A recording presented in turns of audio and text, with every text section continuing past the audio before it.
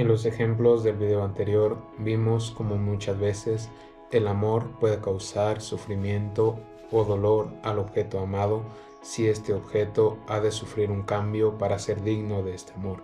En este caso, nosotros, para ser dignos de Dios, necesitamos realizar un perfeccionamiento, un cambio en el cual podamos alcanzar esta dignidad para poder ser amados, este perfeccionamiento, esta búsqueda de la virtud.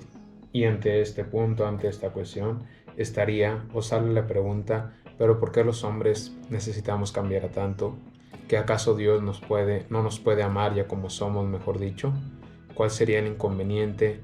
¿Por qué esta necesidad de cambio, de mejorar, de crecer, de avanzar?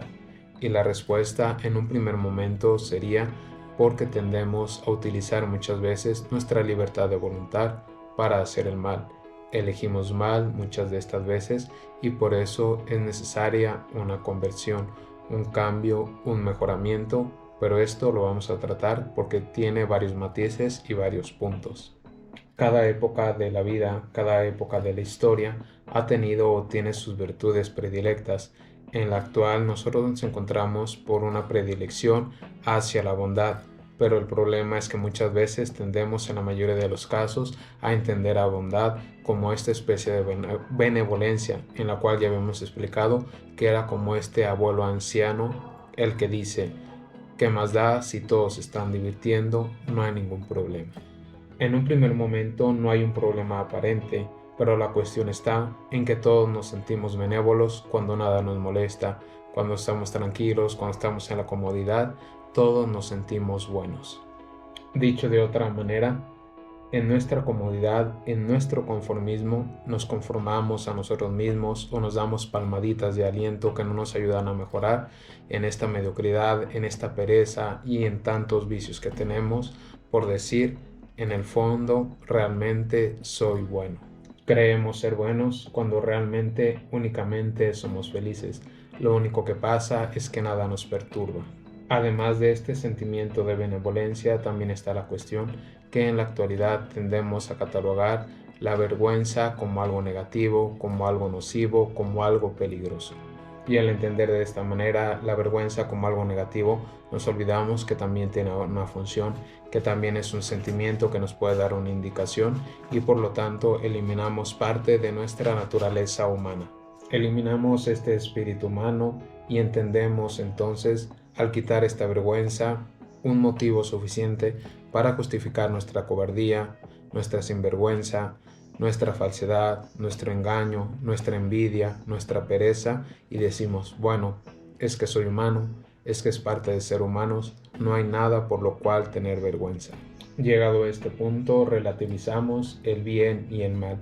No hay nada bueno, no hay nada malo, simplemente existen las cosas, simplemente está la naturaleza humana y así la tenemos que aceptar. En esta aceptación mediocre, sin falta, o mejor dicho, sin nada de vergüenza, no somos capaces de sentir la culpa y tampoco somos capaces de asumir la responsabilidad, una responsabilidad que nos empuje a ser mejores, a crecer como persona, a acercarme más a Dios. Entiendo de esta manera una cuestión como acepto esto que está así, pero no es una aceptación, es un conformismo. Y al aceptar mi presente de esta manera conformista, mi persona tal cual soy, sin cuestionarme nada, simplemente quitando la vergüenza y justificando mis fallos como es parte de la naturaleza humana, así son las cosas, es lo que hay, este tipo de cuestiones me llegan a negar mi potencial, todo aquello que está ya dentro de mí y que puedo llegar a ser, que puedo llegar a desarrollar. Mi mejor versión la niego cuando me niego a trabajar aceptando por este conformismo mi estado actual. Y no quiero decir que no acepte mi persona, pero debo de aceptar la situación en la que estoy y entender que esta no es la mejor situación, que la tengo que mejorar, que tengo que cambiar, que hay puntos en los cuales puedo ser una mejor persona. Y algunos puntos que me pueden ayudar a salir de esta necedad, de esta terquedad tonta en la cual yo me acepto como soy, en la cual yo me siento bueno, en la cual no quiero mejorar y en la cual, como no hay vergüenza, todo está bien y todo es natural, podemos entender las siguientes cuestiones. El primer punto sería, nadie nos creemos peor que los demás. yo no me siento más malo que sutano o que mengano, yo no me siento peor persona que este o aquel.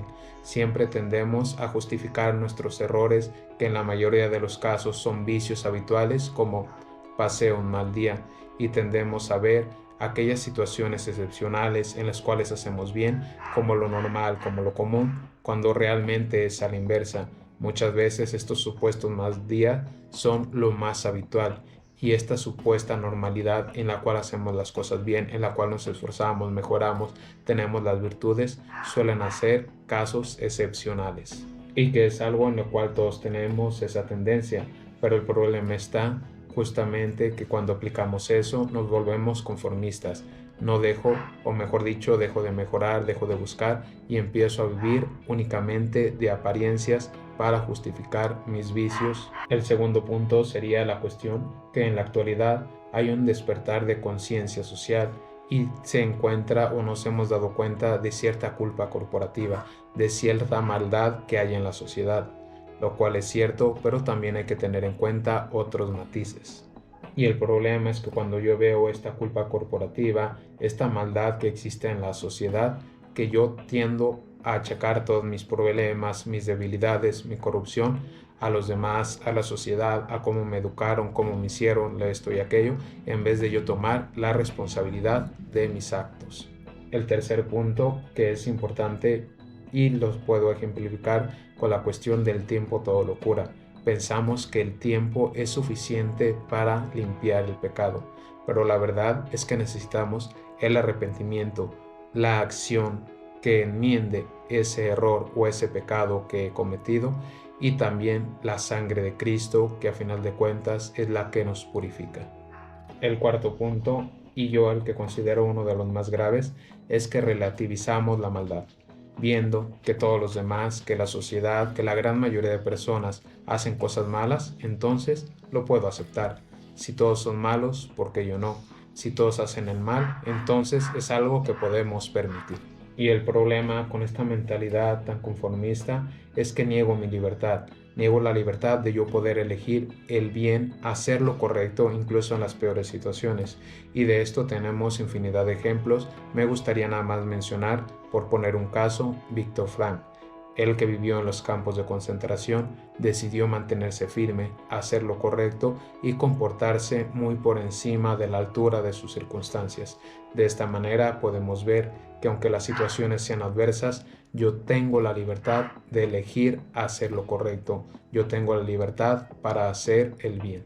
En el quinto punto podríamos poner de pretexto que normalmente en la vida no nos encontramos con ángeles, con seres que nunca han caído, con personas inmaculadas, pero la verdad es que incluso nuestra especie, una especie que está herida, una especie que tiene ciertas perversiones, podemos encontrar muchos atisbos de verdad, muchos intentos de hacer lo correcto, personas que día a día buscan la manera de hacer las cosas bien, personas que día a día viven de acuerdo a las virtudes.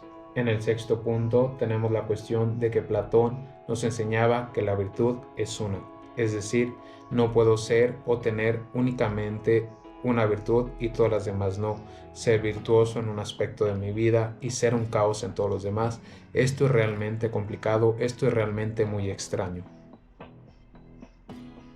Por poner un ejemplo, si soy cobarde, engreído y perezoso, pero no he causado grandes daños a mis semejantes, yo me debería de preguntar, una pizca de sabiduría me debería de hacer entrar en conflicto, ¿por qué todas estas situaciones o por qué el bienestar de estas personas no ha entrado en conflicto con mi seguridad, con mi autocomplacencia y con mi comodidad?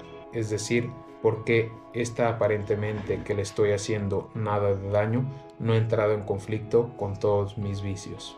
Porque lo que es un hecho es que tarde o temprano todos los vicios conducen a la crueldad, y esta aparente bondad se termina acabando. Esta aparente benevolencia se termina siendo rebasada por el resto de vicios, por la pereza, la ira, la lujuria, el desenfreno. Todos estos se terminan comiendo a la supuesta bondad. En el séptimo punto quiero remarcar la cuestión de que muchas veces se habla que Dios es más que lo moral, que Dios supera lo moral, y esto es verdad, pero ciertamente que Dios no es menos que la moral. Dios tiene más atributos y supera la moral, eso es cierto, pero para poder alcanzar, para poder acercarnos, ser dignos de este amor, tenemos que tener una moral que esté de acuerdo a las virtudes, que esté de acuerdo a la bondad de Dios. Y finalmente, en el punto número 8, lo importante o la cuestión: cuando alguien es tentado, nunca diga soy tentado por Dios. ¿Por qué? Porque esto podría ser una especie de autocomplacencia para decir, si me ha llegado esta prueba, probablemente es porque Dios quiere que caiga, porque Dios quiere que no haga las cosas bien, y así relajarme en mi disciplina, relajarme en el seguimiento de mis virtudes y de cierta manera o en buena medida soltar la responsabilidad y poner las culpas afuera.